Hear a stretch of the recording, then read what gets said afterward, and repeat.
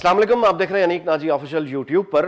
ज़्यादा अरसा नहीं गुजरा, हमने एक बड़ा इनकलाबी ऐलान सुना था कि न्यूयॉर्क से एक ऐलान हुआ था कि जनाब पाकिस्तान, मलेशिया और टर्की, ये तीनों मुल्क जो हैं मिलकर अपना एक प्लेटफॉर्म बनाएंगे, मीडिया पर एक न्यूज़ चैनल बनेगा और दुनिया भर में इस्लामी दुनिया की जो बारे में गलत फहमियाँ हैं उनको दूर किया जाएगा और एक आवाज़ आएगी और मुश्तरका आवाज़ से, उस आवाज़ की ताकत से हम मुसलमानों का जो नुक्ता नज़र है वो बाकी दुनिया तक पहुंचाएंगे और हम वो सच सामने लेकर आएंगे जो एक्चुअल सच होता है। क्योंकि मगरबी इदारे जो हैं मीडिया के, वो अपनी ताकत का इस्तेमाल दुरुस्त अंदाज से नहीं कर रहे, वो गलत तस्वीर अपनी दुनिया के सामने पेश कर रहे हैं। लिहाजा उसके मुकाबले के लिए हमारे पास अपना एक प्लेटफॉर्म होना चाहिए। याद है आपको न्यूयॉर्क में ये ऐलान हुआ था, जनाब इमरान खान, जनाब महातिर और जनाब अर्दोगान तीनों ने मिलकर किया था। उसके बाद क्या हुआ ज़ाहिर है वो याद दिलाने की ज़रूरत नहीं है, कुछ कॉल्स हमें आ गई हैं, फिर हम खामोश हो गए, वो सारा इनकलाबी एजेंडा हमारा अधूरा रह गया। लेकिन रुक जाएं, वो इनकलाबी एजेंडा जो है वो अपनी शक्ल बदल गया है, लेकिन किसी ना किसी सूरत मौजूद है। यानी वो जो न्यूज़ चैनल तीनों मुल्कों ने अपनी बेहतरीन अफरादी सलाहियत लगाकर बनाना था, उसकी जगह वो तो ना हो सका। जो हो गया वो ये है कि सरकारी टीवी पे टर्की का एक ड्रामा ज़रूर चल रहा है और हम भंगड़े भी डाल रहे हैं। फरख सोहेल गुंदी साहब टेलीफोन लाइन पर हमारे साथ मौजूद हैं, इस्तांबुल में हैं इस वक्त। और मैं आपको यानी गोविंदी साहब दानिश्वर हैं और उसके हवाले से आप उनको जानते हैं, तारफ़ के मोहताज नहीं, लेकिन ये मैं आपको याद दिला दूं कि पाकिस्तान में हमारे पास जो लोग टर्किश हिस्ट्री के बारे में जानते हैं या ऑटोमन्स के बारे में जानते हैं, तुर्क कौम के बारे में जानते हैं, उस तारीख़ के बारे में जो लोग जानते हैं, उनमें बेहतरीन नाम जो है वो फरख सोहेल गोविंदी का है, जिनकी बहुत गहरी नज़र है पाकिस्तान के बाद या पाकिस्तान के साथ ही मेरा ख्याल टर्की के मामलात को ये जानते हैं। इस वक्त भी इस्तांबुल में। गोविंदी साहब अस्सलाम वालेकुम, आपका बहुत शुक्रिया कि आपने वक्त दिया। पहला आपसे सवाल करना चाहूँगा जी कि फरमाइएगा कि यहाँ तो हम तुर्क ड्रामे पे बहुत भंगड़े डाल रहे हैं, डालना चाहिए। ये बताइए कि इस्तांबुल में आपको कहीं हुमायूं सईद की कोई तस्वीर नज़र आई हो या कोई अदाकार नबील की तस्वीर नज़र आई हो या तुर्की का सरकारी टेलीविज़न पाकिस्तान का कोई ड्रामा ऑन एयर करना चाहता हो, या हम ड्रामा को ऐसा बना ही नहीं सके जिसको तुर्क इस काबिल समझें? शुक्रिया नाजी साहब, ये बड़ा अहम सवाल है कि पाकिस्तान का एक गीत था जो 90s तक यहाँ बड़ा पॉपुलर था, जब पाकिस्तान टेलीविजन ताकतवर था, यानी वो था जीवे जीवे पाकिस्तान, शहनाज बेगम का गाना, और हर तुर्क बच्चे को आता था, इसलिए कि वो बना हुआ बड़ा अच्छा था और पाकिस्तान टीवी बड़ा पोटेंशियल था। इस वक्त पाकिस्तान का कोई ड्रामा, कोई अदाकार, कोई फनकार, कोई गीत तुर्कों को नहीं पता। ये इसलिए है, इसमें इनकी नहीं है गलती, गलती हमारी है कि हम अपनी ताकत को नहीं बना रहे, हम अपने मीडिया को ताकतवर नहीं कर रहे, हम अपनी तख्लीक कारी नहीं कर रहे। तो तुर्की में तो किसी पाकिस्तान का कोई तारुफ नहीं है, यानी एक्टर्स का, किसी फनकार का, किसी कैरेक्टर का, किसी ड्रामे का, किसी गीत का, यहाँ पर तो ऐसी कोई बात नहीं है। ये फरमाइएगा कि आप क्या इससे इत्तफाक करते हैं कि वो जो एक न्यूज़ चैनल शुरू होना था मुस्लिम उम्मा का इनकलाबी एजेंडे के साथ, और अब ये तुर्की यानी ड्रामे तक हम उसका यानी नतीजा जो निकला वो ये निकला, तो फिर ये काफ़ी होना चाहिए आपके ख्याल में? देखिए, इनकलाबी एजेंडा तो फिर यही है ना जी। देखिए, यूटोपियन सा कॉन्सेप्ट है। यूरोपियन यूनियन कितना बड़ा इत्तेहाद है कि बॉर्डर उनके खुल गए हैं लेकिन अपना टीवी चैनल नहीं है। ये कुछ और एजेंडा था और वो फेल देखें मुमकिन नहीं है। महातिर मोहम्मद तो वापस इक़्तिदार से बाहर निकल गए, तो वो खेल जो था उसके कुछ स्ट्रेटेजिक और रीजनल मामलात थे। सऊदी जो कॉन्फ्लिक्ट है, सऊदी तुर्की कॉन्फ्लिक्ट है असल में, मैं आपको बताऊं खुल के, तो जो सऊदी तुर्की कॉन्फ्लिक्ट है, जो इसको नहीं जानते कि टर्की एक अमर्जिंग पावर है और टर्की डेमोक्रेटिक अमर्जिंग पावर है, सेकुलर अमर्जिंग पावर है। सऊदी अरब जो है वो किंगशिप है, तो उसमें पाकिस्तान एक बिल्कुल जैसे वो चिड़ी चक्खा नहीं खेलते, हमें आदत हो गई है। इसीलिए सऊदी अरब ने जब पाकिस्तान के वजीर आज़म मलेशिया जाने लगे तो उन्होंने उनको रोक दिया कि $3 अरब तो हमने आपको दिए हैं और आप मलेशिया चले हैं। तो अब ये जो टर्की का, पाकिस्तान का, मलेशिया का टीवी का चैनल का कॉन्सेप्ट है, ये यूटोपियन है। पाकिस्तान अगर खुद अपना ताकतवर टेलीविजन कर ले जैसे TRT ताकतवर है और मलेशिया भी अपना ताकतवर कर ले, तो 3 आवाजें मुसलमानों की आवाजें होंगी ना, फिर आपस में कुछ अलायंस करें। ये कहना कि हम एक चैनल बना लेंगे इसलिए मुमकिन नहीं। अब ये ड्रामा आ गया। अच्छा, ये ड्रामा तुर्की में ऐसे कई ड्रामे बने हैं इसी किस्म की तारीख पे, सुल्तान फातेह पे भी है, और ये ड्रामे के तौर पर देखा गया है। इसको दूसरा तुर्की से बाहर एक कमर्शियल तौर पर देखा गया। उसकी वजह बताऊं, جو مڈل ایسٹ ہے اور مشرقی یورپ ہے یہاں پہ برازیلین سیزنز بڑے مشہور تھے. جو برازیلین سیزنز تھے اس میں لو سٹوری تھی اور وہ بڑا مشہور تھا. اس پیٹرن پہ پھر انہوں نے عشق ممنون بنایا, پھر باقی ڈرامے بنے. تو اس کو تو یہاں ڈرامے کے طور پر دیکھا گیا. اور پاکستان چونکہ ایک پیاسی قوم ہے, علم کی, تخلیق کاری کی, فلم کی, وہاں پر کچھ بنتا ہی نہیں ہے سوائے لڑنے مرنے کے اور اپنا ٹیلی ویژن ٹاک کے, اور کچھ نہیں ہے. تو جب ایک ڈرامہ آیا, اس کی پروڈکشن بڑی شاندار ہے. جب کوئی قوم ترقی کرتی ہے تو وہ معیشت میں جب ترقی کرتی ہے, علم میں ترقی کرتی ہے, تو اس کو کیمرے کا استعمال بھی اچھا آتا ہے, اس کا اسٹوڈیو بھی اچھا ہوتا ہے, اس کے فلم بنانے والے بھی ماڈرن لڑکا ہے, وہ بہت جدید سیکولر اتا ترک کا عاشق ہے آلتین جو اس کا ہیرو ہے. تو جب وہ اس پرانے 800 سال پرانے افسانوی کردار پر ایکٹنگ کرتا ہے تو اس کے اندر تخلیق کاری ہے نا, جیسے میسج فلم میں تھا, ہالی ووڈ کی فلم تھی, اسلام کے اوپر فلم تھی, جیسے لائن آف ڈیزرٹ تھی, آپ نے وہ اینتھنی کوئن کو دیکھا ہوا ہے. تو وہ جو لوگ ایکٹنگ کرتے ہیں, وہ جو پروڈکشن ہے, وہ پاکستانیوں کے لیے اتنی شاندار پروڈکشن, جنہوں نے بیچاروں نے وہ کیا میرے لیے تم ہو کے پتہ نہیں کیا, وہ تم ہو کے ہم ہو, وہ کیا ڈرامہ ہے. تو اس کے بعد جب آیا تو لوگ ہکا بکا ہو گئے. ایک تو اس کی پروڈکشن دیکھ کے, اس کا کیمرے کا استعمال, اس کی منظر, اس کا نظارہ کہ وہ 800 سال پیچھے ایک افسانی کردار کو لے جاتا ہے. دوسرا فکری طور پر چونکہ ہمارا جو بحران ہے پاکستان کا, میں اس کو انٹلیکچوئل کرائسس کہتا ہوں, یہ اوپر سے عوام تک ہے, یعنی کہ اور نیچے سے عوام سے دانشور تک ہے.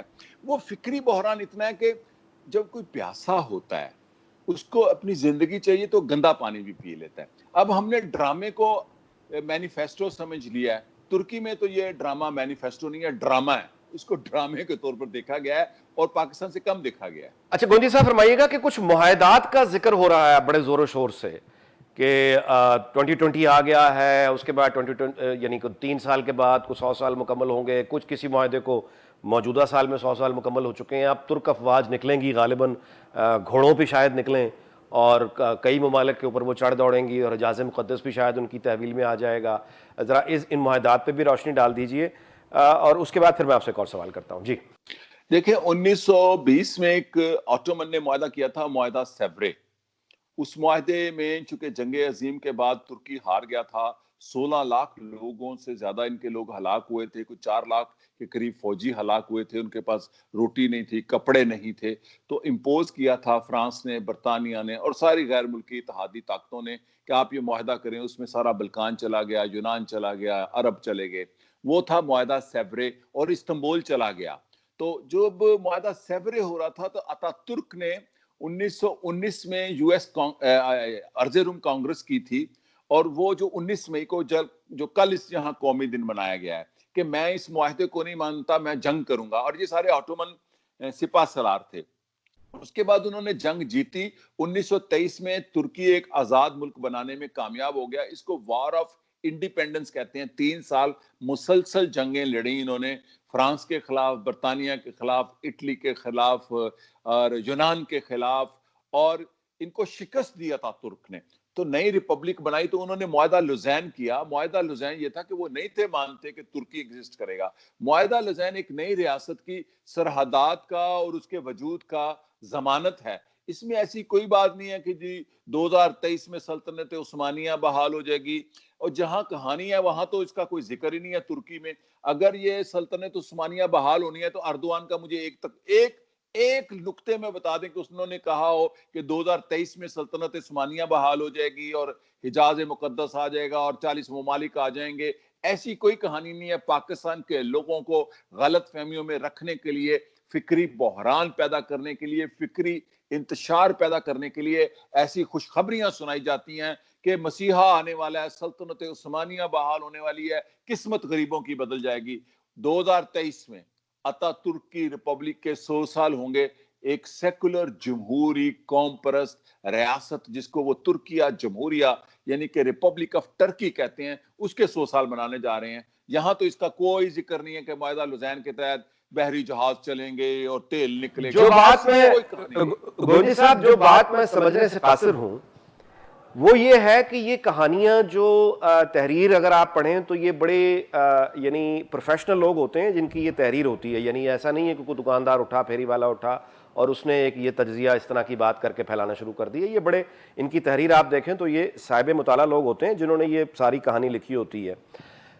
اس کا مقصد کیا ہے؟ یعنی لٹو گھمانے کا، جو بات سب کو پتا ہے کہ جھوٹ ہے، جھوٹ ہے، اس جھوٹ کو پاکستان میں اردو زبان میں پھیلانے کا یعنی آپ اس کا مقصد کیا ہے؟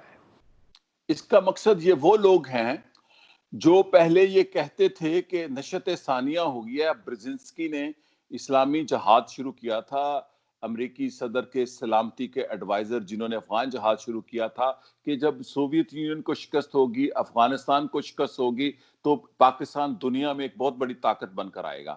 اب سوویت یونین کو چلو مانتا ہوں میں، ملیٹریلی شکست ہوگی مان لیتا ہوں، اور سوویت یونین چلا گیا، امریکہ نے سوویت یونین کے ساتھ معاہدہ کر لیا. اس کے بعد 20-30 سال ہو گئے ہیں، پھر ہمیں یہ کہا گیا کہ اب یہ ہوگا تو یوں ہو جائے گا. چونکہ قوم کو فکری طور پر بانجھ کر دینے کی کوشش ہے. میں آپ کو سچ بتاؤں، قوم کو ایسے وہ پہلے ہی بانجھ ہے، تعلیم کی لٹریسی ریٹ تو پہلے ہی یہاں کچھ نہیں ہے. میں آپ کو بتاؤں، مجھے ایسی خواتین و حضرات جو بڑی ماڈرن بنتی ہیں، میں ان کا نام نہیں لوں گا، سوشل میڈیا پہ میری فین بنتی ہیں، مجھے ٹانٹ کرتی ہیں کہ سلطنت عثمانیہ بحال ہونے والی ہے، قسمت بدل. یہ پڑھے لکھے لوگوں کی بات کروں، ان پڑھوں کی نہیں. ان پڑھ ان سے زیادہ عقل مند ہے ان پڑھے لکھوں سے. تو یہ جو مڈل کلاس ہے پاکستان کی، اس کا دماغ خراب کیا گیا ہے کہ اپنی فکر نہ کرو. جیسے علامہ اقبال نے کہا تھا، اپنا جہان پیدا کر. ہم اپنا جہان نہ پیدا کریں، ہم سوشو اکنامک پولیٹیکل سسٹم اپنی ایوالو یا ڈیمانڈ نہ کریں. ہم اس امید میں رہیں. اچھا، سلطنت عثمانیہ بحال ہو جاتی ہے، مثلا سعودی عرب ان کے تحت چلا جاتا ہے، 40 ملک مل جاتے ہیں ایک میں بفرض محال، تو پاکستان کا کیا بنے گا؟ مجھے یہ پوچھنا ہے. چلیے میں اس سے آگے آپ ایک اور سوال آپ سے کرتا ہوں کہ یہ بتائیے گا، اس پر میرا خیال ہے کہ ہم بات کا اختتام کرتے ہیں، کہ یعنی ٹرکش ڈرامہ سعودیہ میں، میڈل ایسٹ میں کیوں پابندیوں کا شکار ہوتا ہے، نمبر ایک. اور نمبر دو کہ ٹرکی، یعنی ایک طرف ان کا، یعنی ہماری خواہش ہے ان کے ساتھ کہ وہ عالم اسلام کے رہنما بنے اور ہم ان کے پیچھے لگ جائیں، تو پھر ٹرکی اور اسرائیل کے تعلقات بھی ذرا بتا دیجیے گا کیا ہیں. دیکھیے، بڑی اہم بات آپ نے پوچھی. مجھے آج سے 3 مہینے پہلے نظریہ پاکستان میں مجھے اور خورشید قصوری صاحب کو بلوایا گیا، جو ہمارے فارن منسٹر ہیں، کہ ٹرکی پہ گفتگو کریں. میں نے کہا جی میں پہلے کرنی ہے. انہوں نے، اب قصوری صاحب میرے دوست ہیں، انہوں نے کہا نہیں گوئندی صاحب کریں گے. تو میں نے کہا کہ میں آج آپ کو ایک نقطہ بتاتا ہوں کہ ہمیں ترک کیوں پسند ہے اور ترکوں کو ہم کیوں پسند ہے. یہ بڑی راز کی بات بتانے لگا ہوں. میں نے 40 سال لگائے ہیں اس راز کو پانے کے لیے کہ ترکی میں پاکستانیوں کو، میری بیوی عرب ہے لبنانن، اس کو اس طرح رسپانس کیوں نہیں آتا. اچھا، وہ رسپانس اتنا ہی ہے، بس لفظوں تک ہے. اس لیے کہ آٹومن نے ہم پر حکومت نہیں کی. اب میں آپ کو بتاؤں کہ جو مڈل ایسٹ ہے، یہ آپ نے بہت اہم سوال کیا ہے. مڈل ایسٹ میں 2 تہذیبیں ہیں ہزاروں سال سے، عرب اور فارسی. اسلام سے قبل بھی تھی اور ان کا تضاد اور تصادم بھی ہے. آج بھی ایرانی اور عرب تصادم، اجمی اور عربی کا. اسی طرح جو ترک تھے، یہ آؤٹ سائڈر ہیں. یہ سینٹرل ایشیا اور چینی ترکستان سے آئے تھے. اوور انہوں نے آ کے اپنی طاقت بنائی. سلجوق آئے، آٹومن آئے. آٹومن جب آئے تو انہوں نے 2-2.5 کانٹیننٹ پر حکومت کی، جس میں سارا عرب دنیا تھی. اب جنہوں نے کلونیلزم بھگتایا ہو، جنہوں نے بر صغیر میں جلیاں والا باغ دیکھا ہو، ان کو تو پتا ہے کہ برٹش امپیریلزم کیا ہے. جنہوں نے نہیں دیکھا ان کو کیا پتا. اب جو عربز ہیں، یہاں پر اگر آپ لبنانیوں، شامیوں اور عربوں سے پوچھیں تو ان کی کوئی مختلف نقطہ نظر ہے، چونکہ وہ 350, 400, 500 سال آٹومن کے زیر رہے ہیں، ہم نہیں رہے. اچھا، اب یہ ہے کہ ہم چونکہ اس میں رہے نہیں ہیں، ہم دور کے مسافر ہیں، ہمیں دور سے کوئی کہانی نظر آ رہی ہے، تو ہمارا کوئی چونکہ تعلق نہیں ہے. اب عربوں نے ڈرامہ کیوں بنایا؟ چونکہ جو مڈل ایسٹ کی پالیٹکس میں ہے، اس میں ٹرکی ایمرج کر رہا ہے. اب عربوں کا اپنا پرائیڈ ہے. دیکھیں، عربوں کا اپنا پرائیڈ ہے. میں امپارشل ہوں. عربوں کا اپنا پرائیڈ ہے، ان کے اپنے ہیروز ہیں، ان کی اپنی تاریخ ہے. یہ جو آج کا ترکی ہے نا، یہ حضرت ایوب انصاری کی روزہ مبارک آٹومن کے دور میں بنا تھا، یا یعنی کہ ان کی میت مبارکہ. یا سلجوکیوں نہیں، عربوں کے دور میں حضرت امیر معاویہ رضی اللہ تعالیٰ عنہ کے زمانے میں تقریباً سارا ترکی فتح ہو چکا تھا، استنبول کی دیواروں تک. ارض روم، آرمینیا، جارجیا، جنہوں نے تاریخ نہیں پڑھی ان کو نہیں پتا. تو یہ جو عرب ہیں، ان کے اپنے ہیروز ہیں. تو انہوں نے ایک اپنی جو پرائیڈ انسلٹ ہوئی ہے پچھلے 20-30 سال میں، امریکیوں نے بدماشیاں کی ہیں عراق میں، لیبیا میں، سیریا میں. جو ह्यूमिलेशन की है इंसानों की, उनकी जो तहजीबों के आसार उखेड़े हैं, उनका एक कोई लीडर नहीं है अरब दुनिया में। किसी वक्त में नासिर होता था, बूमदीन, हाफिजुल असद, कद्दाफी, सद्दाम, ये उनके लीडर थे, आप उनसे इख्तलाफ करें। उनकी जिस तरह उन्होंने ह्यूमिलेशन की है, और उसके बाद एक ड्रामा जिसमें अरबों के साथ, और आपको बताता चलूं, सल्जूकियों का अरूज पता है कहां से हुआ था? हमारे यहाँ महमूद गजनवी को हीरो पेश किया गया। जो मसूद गजनवी थे, उनको शिकस्त, यानी कि गजनवी अंपायर को शिकस्त देने के बाद सल्जूक अंपायर उभरी थी। तो अरबों ने इसलिए ड्रामा बनाया। इसकी ये वजह है, तहजीबी तसादम है, और इसको वो इसी तनाजुर में लेते हैं कि हमें आप क्या दिखाना चाहते हैं। यहाँ मैं आपको एक वाकया सुना दूं, बड़ा सेकंड हैंड वाकया, यानी कि मैंने जिनसे सुना हुआ है, डॉक्टर मुबशर ने शायद सुनाया था कि जुल्फिकार अली भुट्टो ईरान गए, तो किंग ऑफ ईरान, जो शहनशाह ईरान, अपने जमाने में सबसे बड़े मिडल ईस्ट के पुलिसमैन कहा जाता था ईरान को, अमेरिका के खास किरदार था ईरानी रियासत का। तो उन्होंने एक टैब्लो शो दिखाया जिसमें साइरस द ग्रेट दिखाया, और Cyrus the great tableau show में कह रहा है कि मेरी सरहदात जो सी हैं नील से दजला, फरात और दराय सिंध तक हैं। सब जब सारा टेबलो खत्म हुआ तो जुल्फिकार अली भुट्टो खड़े हुए, उन्होंने कहा आप मुझे क्या दिखाना चाह रहे हैं, मेरी जिंदगी में ये मुमकिन नहीं है। ये होती हैं कौमें। तो अरबों का प्राइड था, इसलिए उन्होंने इस ड्रामे पर पाबंदी लगाई और अपना ड्रामा बना लिया। और इसमें अगर आलमी इस्लाम में कुवत बननी है तो पहले तो लड़ाई ड्रामे पर हो गई, तो पाकिस्तानियों का क्या? मैं ऐसे पूछूं, पीटीवी का क्या इसमें अचीवमेंट, इमरान खान की क्या इसमें अचीवमेंट है इस ड्रामे में? इसराइल के साथ ताल्लुकात है ना, तुर्क बड़े प्रैग्मेटिक हैं, आज समझ लें ये बात, बड़े ही प्रैग्मेटिक हैं। उनको ये पता है कि ताल्लुकात कैसे, कहां, किससे रखने हैं, यही इनकी कामयाबी है। रूस के साथ इनकी 500 साल पुराने ताल्लुकात, खराब कशीदा ताल्लुकात चलते आ रहे हैं, जो यूरोपियन रशियन कॉन्फ्लिक्ट है। तो जब टर्की नया बना तो इन्होंने इसराइल के साथ ताल्लुकात बनाए और आज तक हैं। तुर्की के साथ तजारत है, तुर्की के लाखों टूरिस्ट इसराइल जाते हैं और इसराइल के टूरिस्ट यहाँ आते हैं। तो तुर्की बड़ा वास्तव में एक दूसरे की मदद करते हैं, मतलब इसराइल के की मदद करने वाले यहाँ आते हैं, टर्की ये फायर नहीं आग बुझाने वाले, यानी वो ये यानी इस तरह की मदद भी करते हैं एक दूसरे की। हाँ, ये बड़े रैशनल हैं, चूंकि नेशनलिस्ट है ना। अब आप देखिए, ईरान बिल्कुल मुख्तलिफ नुक्ता नजर का मुल्क है तुर्की से। उनके साथ इनको वीजा की आजादी है, बगैर वीजा के आ जा सकते हैं, ट्रेड करते हैं। तो टर्क बड़े नेशनलिस्ट हैं, प्रैग्मेटिक हैं।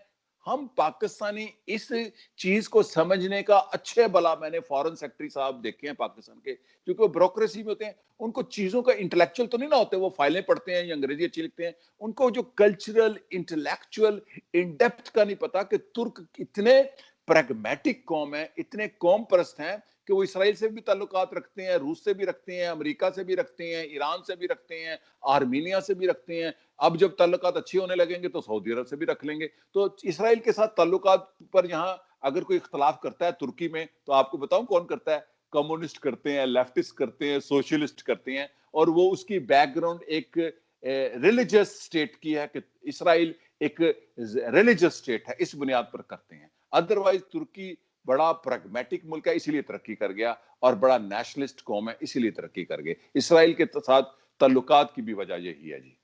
अच्छा गोंजी साहब, अमाल अगर ना हो तो दुआएं कबूल नहीं हुआ करती, लेकिन हम चूंकि दुआएं ही करते हैं, लिहाजा इस दुआ पे शो का भी इख्तिताम करते हैं कि तुर्कों से अगर हमने कुछ सीखना है तो काश हम आज के टर्की से कुछ सीखें, काश हम आज की उस जमहूरियत से कुछ सीखें, निज़ाम से वो सीखें जो निज़ाम टर्की में खुशहाली लेकर आया है और दुनिया में एक, जैसा आपने अभी कहा, प्रैग्मेटिज्म पर बिलीव करते हैं। बजाय वो सीखने के हम उनके माजी में जाके वो उनका माजी उठा के अपने ऊपर लादना चाहते हैं।